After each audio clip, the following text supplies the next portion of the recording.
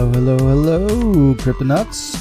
Welcome back to another episode of Cryptocurrency Chat, episode 547. Yes. Almost there to 550. Pretty dang close.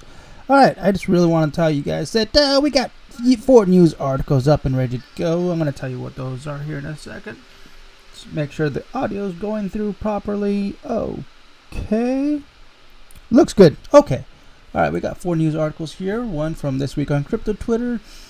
Second, we have half of the people in Turkey now own crypto. The third is no internet. You could still use Bitcoin on the Lightning Network. And the fourth is Binance is way ahead of the game on US regulations, says CZ. Alright, before we get started, it has been a heck of a week. In fact, this particular episode is really late, a few days late, just because the weekend has been hectic and I've been trying to catch up on so much stuff, and I think I'm finally caught up. So now I'm bringing you guys some old news, I guess you can say, that should have been sent out to you guys a few days ago. It's just it's been a wild weekend that rolled over into the weekdays. But I think I'm good now. I think I'm good. So let's get back to the focus and bring out some crypto news. All right. With that said, I appreciate those likes, those subscribes, those follows, those comments. They're all really good. So please subscribe to the channel if you haven't already. All right. Second, if you guys want to take it to the next step and help donate to the podcast, there is a CoinTree link, which is kind of like a donation website. For crypto. So if you want to donate some Bitcoin, some Ethereum, Dogecoin, Litecoin, and a bunch of other coins, here is the coin list. Alright. If you guys want to donate via Bitcoin Lightning, there's a link there. You can join us on Nostr. There it is. And yeah, the podcast is actually distributed on pretty much all podcast platforms. But the one I'm going to highly recommend is the one that I have here called Fountain.fm, because it is the one that you can actually earn Satoshis. Yes, Satoshis as in Bitcoin Satoshis for listening to the podcast. So click the link, listen to the podcast, earn some Satoshis, and if you want, you can kick back some Satoshis via Bitcoin Lightning to this address here. Alright, let's see. You got Odyssey, which is like a Web3 YouTube. So you can watch it on there. Donate via PayPal, Patreon, buy me a coffee. And here's a bunch of links and sites for the podcast platform to listen to. And you guys can check out the YouTube channel. You can hang out on Twitter. Twitch is live streaming right now. You guys can watch us on Twitch live. Or hang out with me on Discord. I am there just about every single day. No joke. Okay, so with that said, let's actually head on over to the coin market, right? Provided by CoinGecko.com. Let's switch over to dark mode because this is horrible. All right, there you go. All right, let's see where we're at. Okay, so let me see. The market cap is currently at $1.079 trillion, up by 0.1%. And this new microphone stand is actually throwing me off. Hold on a second while I get readjusted here. Okay, I think that's better. Oh, my microphone just fell. Okay, where are we at? Okay, there we go. Okay, Bitcoin dominance at 46.4%, Ethereum at 18.1%, and the Ethereum gas is 13 Gwei. Bitcoin, of course, is in number 1 with $25,728, currently with a 7-day loss of 6.3%. Ethereum in number 2 at 1,629 with a 5.1% loss in the past 7 days. Number 3, Ethereum at 99 cents with a 0.1% loss in the past 7 days. BNB at $214 and a 4.8% loss in the past 7 days. Number 5, we have XRP at 50 cents with a 5.9% 7-day loss, negative. Okay. Let's see. Number 6, we have USD coin at $1 with a no gain, no loss in the past 7 days. Number 7, we have Lido staked ETH at $1,628 with a 7-day loss of 5.2%. And number 8, we have Dogecoin at 6 cents with a 2.5% loss in the past 7 days. And number 9, we have Cardano at 25 cents with a 7-day loss of 3.8%. And last but not least, we have Solana in number 10 at $19.79 with an 8.4% loss in the past 7 days. Alright, so I guess the market looks like it's on a downturn, but if you're a stacked type of person, no need to worry. That means that it's going to be a lot more affordable for you. So for you, for me, and for everyone else. So when I see the market down like this, that's okay. That just means that I get to have buy more Bitcoin and altcoins at a discount. Yeah. So with that said, let's move on over to the first news of the day. All our news is provided by decrypt.co. This particular article is written by Tim Haki. This week on Crypto Twitter, Grayscale wins against SEC. SEC delays ETF application. It was another relatively quiet week in the markets and over on Twitter. The biggest noise in crypto news was heard on Tuesday when a judge told the U.S. Securities and Exchange Commission that its denial of crypto assets manager Grayscale's spot Bitcoin ETF application would have to be reviewed. Of course. The Federal Appeal Court said the SEC failed to provide a coherent explanation for its denial. Prices rallied on the news, but by the end of the month, the already slow week had ground to a halt after word broke out that the SEC had delayed verdicts on not one, not two, but a handful of Bitcoin spot market ETF applications, including that of asset manager giant BlackRock. The development were followed closely on crypto Twitter, where the community delivered a few verdicts of their own this week. On Monday, crypto fan OX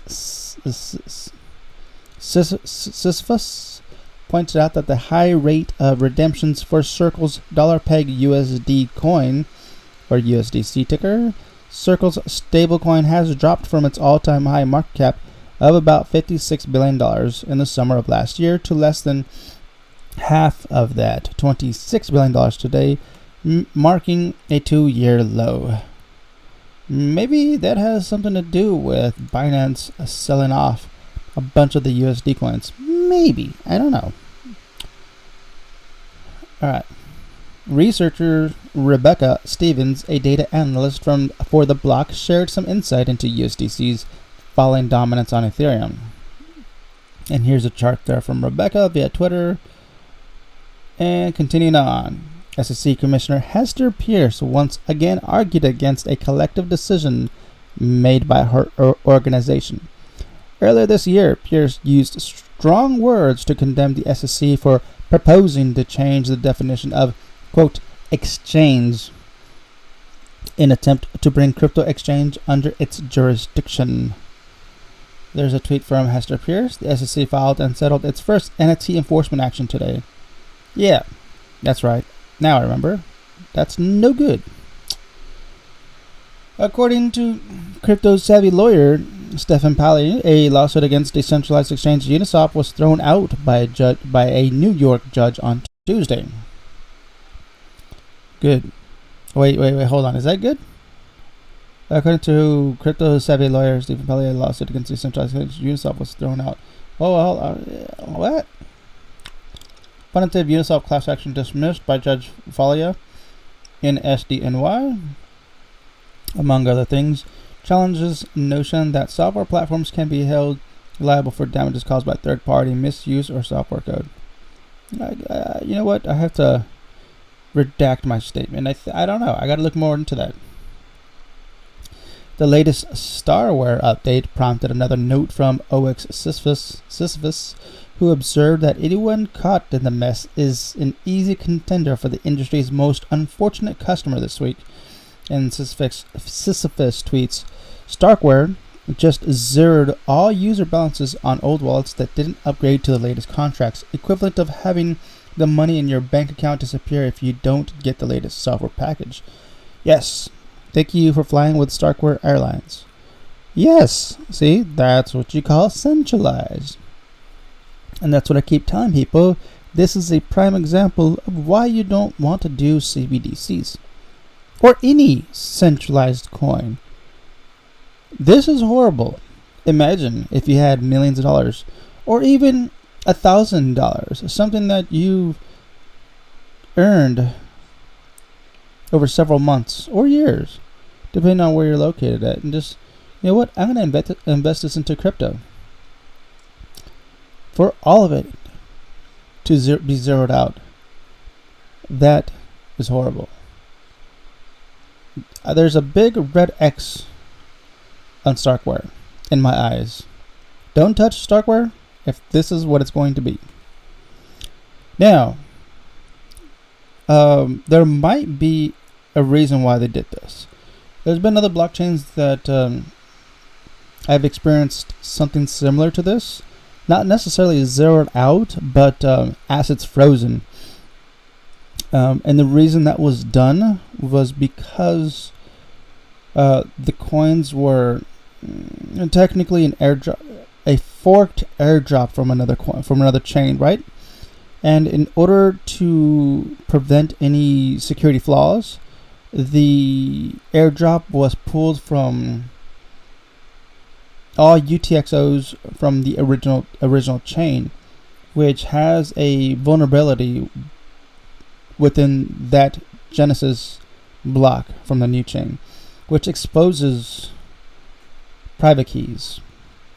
So when everybody received their airdrop, they were told, as soon as you receive your coins, move your UTX or your Genesis coins immediately to another chain, just in case there is any hack with those private keys. And within 90 days or 120 days, I forgot exactly how long it was, any coins that have not been moved to a new wallet that are still remaining on the Genesis block, those coins will be locked forever. Okay, it was a smart contract that would lock any coins, pretty much closing any security gaps, any security flaws, right? Which maybe that's what was going on with Starkware. I don't know anything about Starkware, so yeah, that's just my experience with another chain. That maybe that's probably what was going on and why they had to upgrade. All right, continuing on. On Wednesday, crypto-loving Republican U.S. presidential candidate Vivek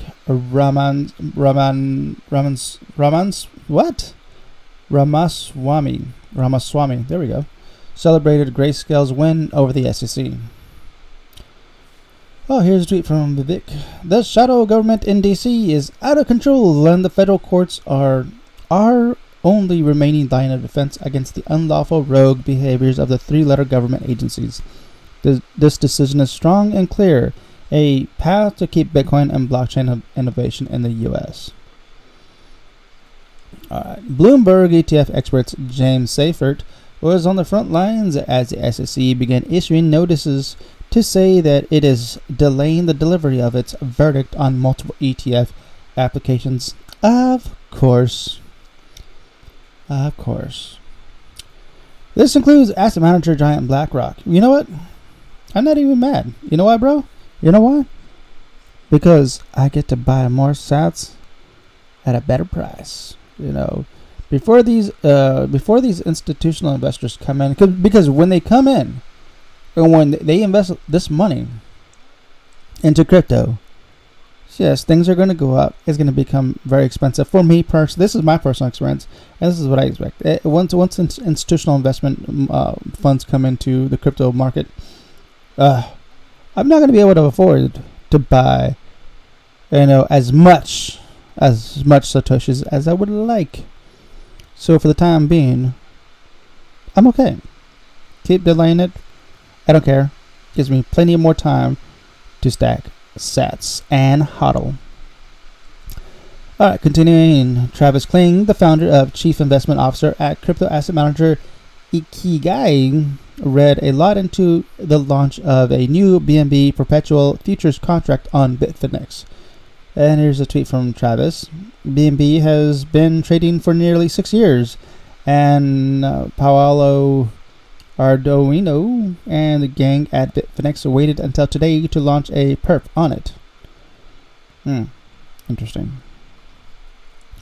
Superfizz, a staking consultant for the Ethereum Beacon Chain community, tweeted about how the network decentralizes itself through coordination. Okay, let me see here. So Superfizz tweets, these providers are committed or on the process of committing to self-limit to 22% of Ethereum validators. This is how our chain will be successful. Coordination above greed. Cooperation instead of winner take all. Tron founder and chief Justin Sun shared some Chinese whispers on Friday. And here's a tweet from Justin Sun. Justin, Chinese court news says cryptocurrencies are considered legal property and are protected by law in China. Wow. You know what? That's questionable. Alright, Chinese blockchain journalist Colin Wu then fleshed out the story. Okay, let's see. Wu Blockchain tweets, in the opinion article in China Court Daily, pointed out that the cryptocurrency has economic attributes and can be classified as property.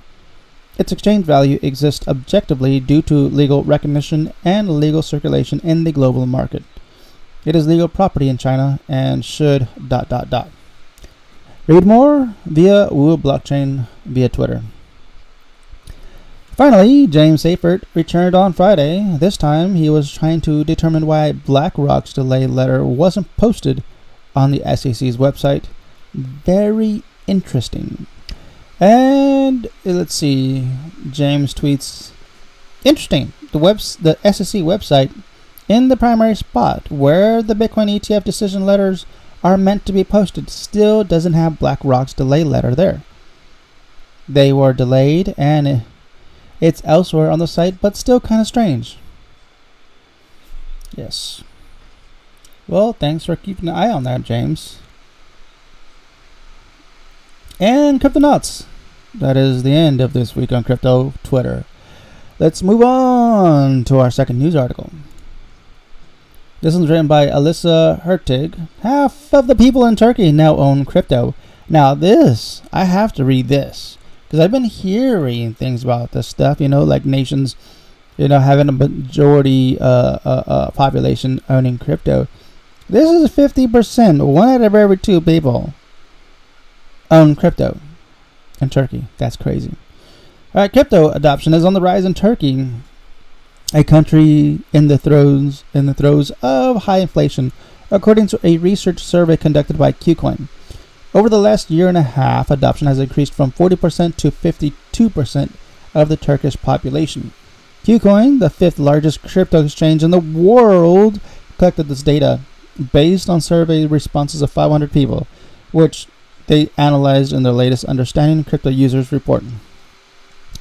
Per our findings in Turkey and other previous country reports, for Turkey, the growing percentage of crypto investors indicate an increasing interest and acceptance of crypto as a hedge against inflation, especially with Turkish lira losing over 50% of its value against the US dollar, a KuCoin representative told Decrypt.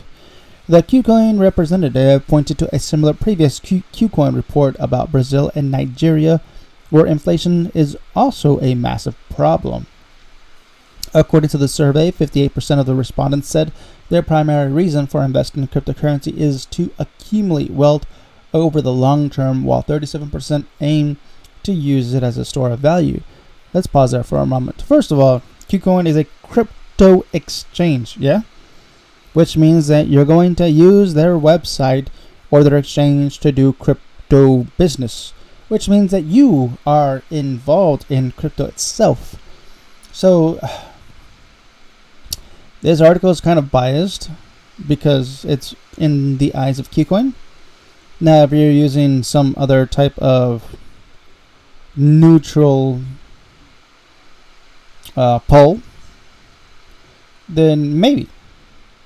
But it doesn't make sense to be like, yeah. For example, people listen or watch the podcast, and if I say, hey, do you like or dislike this podcast? I would assume that more people would say that they like it because the ones that are listening to it like it and they keep coming back according to the analytics that I see on the back end, right? So yeah, it doesn't make sense for me to do a report on my podcast. Same goes for KuCoin trying to do a report on crypto. People go there for crypto. It means that they're in crypto. Yeah, it doesn't make sense. Anyways, continuing on.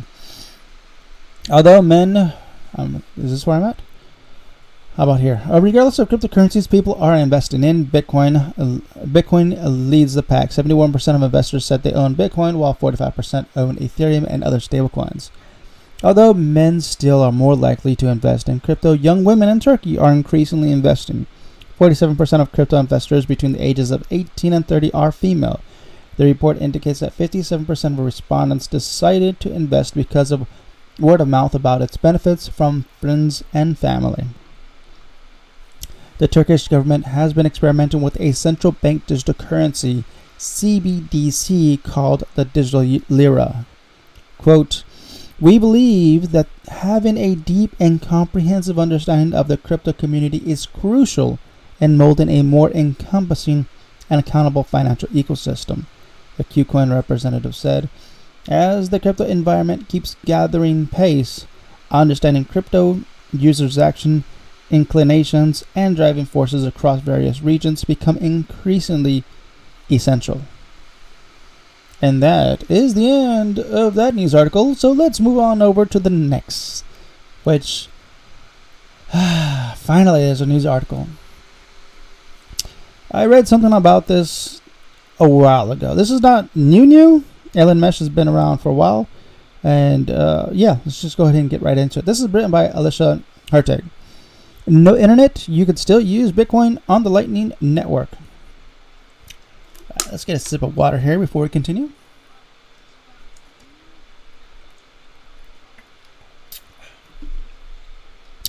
Okay. No internet access. In addition to not being able to browse tweets or the latest heart-melting cat-eating corn on the cob video. Lack of a connection means users can't make Bitcoin payment. Researchers have long been exploring how to get around this problem in the case of natural disasters or in areas of the world where internet access is spottier. Wireless computer researcher Met Kurt pointed to the 2017 hurricane in Florida as an example. There was a huge power outage. People were desperate. Unless you have cash, how are you going to pay for stuff? That was very troubling, he told Decrypt. In the research report, Elon Mesh, who said you need internet to send Bitcoin, offline Lightning Network payments using crypto wireless mesh networks, researcher from Florida International University who specializes in post-disaster research explored sending payments over Bitcoin Lightning Network without internet access. Bitcoin's Lightning Network is faster and cheaper than Bitcoin proper and is often touted as the future of digital currency. Instead of the internet, they use local mesh networks where nodes are connected directly via Bitcoin and Wi-Fi, building a local Lightning network called LN Mesh. The results? They say, under the right circumstances, offline Lightning payments should be feasible. Our proposed approaches work well and can achieve success rates up to 95% on large mobile or wireless mesh networks, at least when Lightning channels have sufficient liquidity, the paper explains. The experiment, diving into the details of the research, their first finding was that no changes need to be made to the existing Lightning protocol or code in order to get offline payments working. Then they begin their experiments. First, they needed to set up a network of Bitcoin and Lightning nodes, which are the foundation of the digital currency. Nodes make up the foundations of Bitcoin and Lightning. Anytime a user sends a Bitcoin transaction, they need to be connected to a node. The researchers set up the nodes up on 8 Raspberry Pis, small standalone computers that cost less than $100 a pop. They then spread these nodes across their university. But instead of connecting these nodes to each other via the network, as they usually would, they connected them in a local mesh network using Wi-Fi and Bluetooth. Luckily, even under these humble circumstances, they were successfully able to send Lightning payments back and forth between the nodes. The Lightning Network protocol allows such offline payments to settle since the payments are off-chain and not recorded to the blockchain, to the Bitcoin blockchain. Thus, as long as nodes can communicate with each other through wireless technology such as Wi-Fi or Bluetooth, they can perform offline LN payments, the research paper explains. Exactly. That's what I've been telling people for years. But they're like, no, you have to. You have to. No. You can literally make a Bitcoin transaction on the moon. No. Is it? Can you? Maybe. The researchers have open sourced their code and results for hyper-curious users who would like to try out the experiment for themselves. Async payments. Kurt et al. Research differs from past research on asynchronous payments, which offers a form of offline payments, but in a different set of circumstances. Asynchronous payments allow for a node that's online to send payments to a node that's temporarily offline. This offers a UX improvement for the Lightning Network. As async payments click into place, users will be able to send payments to users even if they're offline instead of getting a dreaded failed payment error. LN Mesh, on the other hand, goes a step further. It shows how Lightning can work well with all nodes when all nodes are offline, showing that it's possible to set up a channel and send payments only with Wi-Fi and Bluetooth.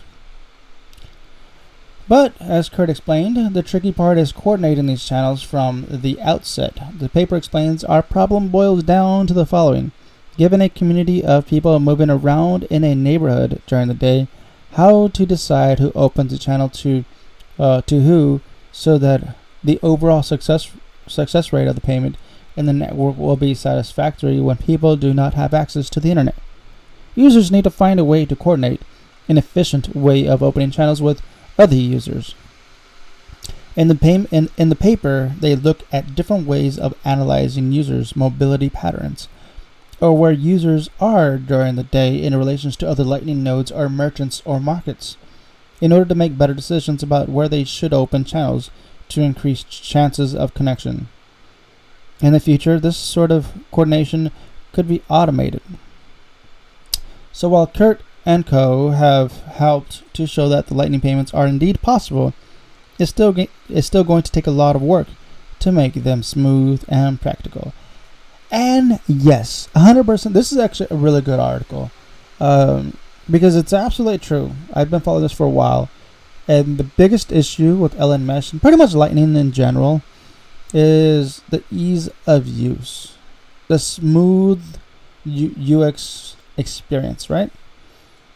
People don't really want to deal with the whole coding, the developing, punching in numbers, and no. It's too much. It's too much. Make it a one button and go kind of thing, right? And there was a report here, a research report. Please read that. LN Mesh, who said you need internet to send Bitcoin? Offline Lightning Network payments using community wireless mesh networks. Read that from Florida International University. Alright, Cryptonauts, last news article of the day we have written by Nicholas Morgan. Binance is way ahead of the game on US regulations, says CZ. Binance CEO Changpeng Zhao, better known by his initials CZ, is not intimidated by the recent storm of regulatory and media scrutiny aimed at his company.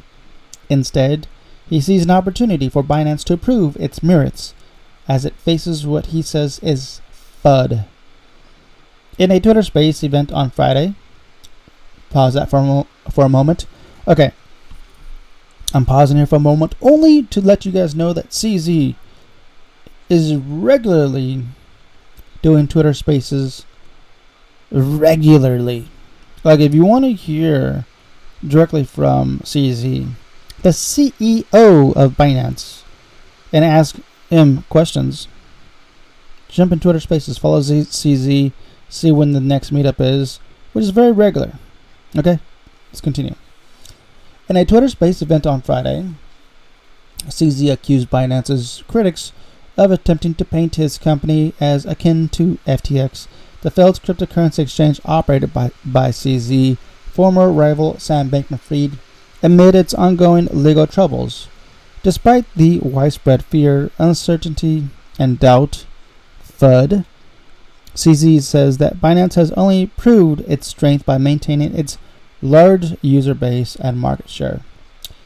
Quote, "We are a much stronger company today than we were 2 years ago, I think," said CZ, adding that Binance is way ahead of the game in terms of regulatory compliance. CZ defense runs counter to the accusations levied against him, Binance, and its U.S. subsidiary Binance US by the Securities and Exchange Commission, which launched a lawsuit against it on June 5th. In the complaint, the SEC alleges that millions in company funds was moved between companies owned by CZ in what the agency says was a wash trading scheme. The SEC also accused Binance of operating as an unlicensed securities exchange and illegally operating in the U.S. The SEC lawsuit is not the only regulator taking aim at Binance. On March 27th, the U.S. Commodities and Futures Trading Commission sued Binance for what it alleges are violations of U.S. trading and derivatives rules. The company also faces legal scrutiny in Canada, Australia, and France on suspected regulatory violations. Although CZ is right in asserting that Binance remains the world's largest exchange, the lawsuits have taken their toll.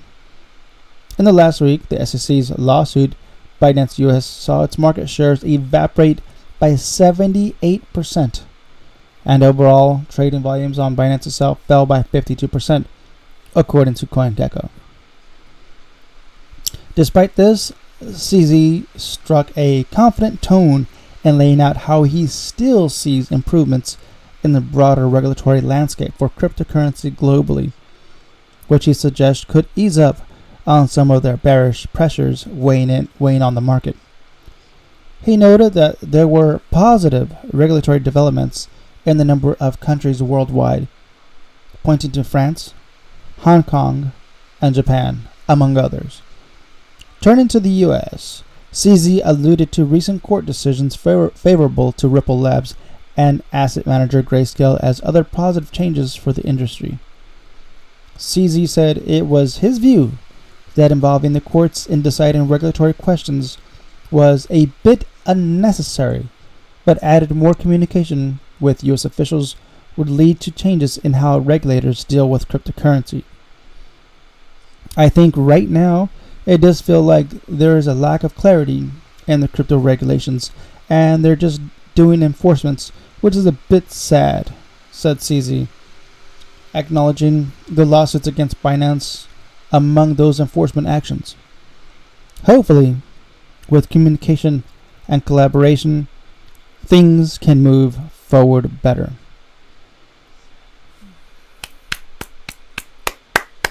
Well said, CZ. Well said. That is actually a really good way to end it. Thank you, CZ. Alright, Cryptonauts, we are done for this evening, and I'm so happy to be catching up. So, I'll see you later on this afternoon for another news update. See ya. Actually, that's StackSats and HODL. Adios.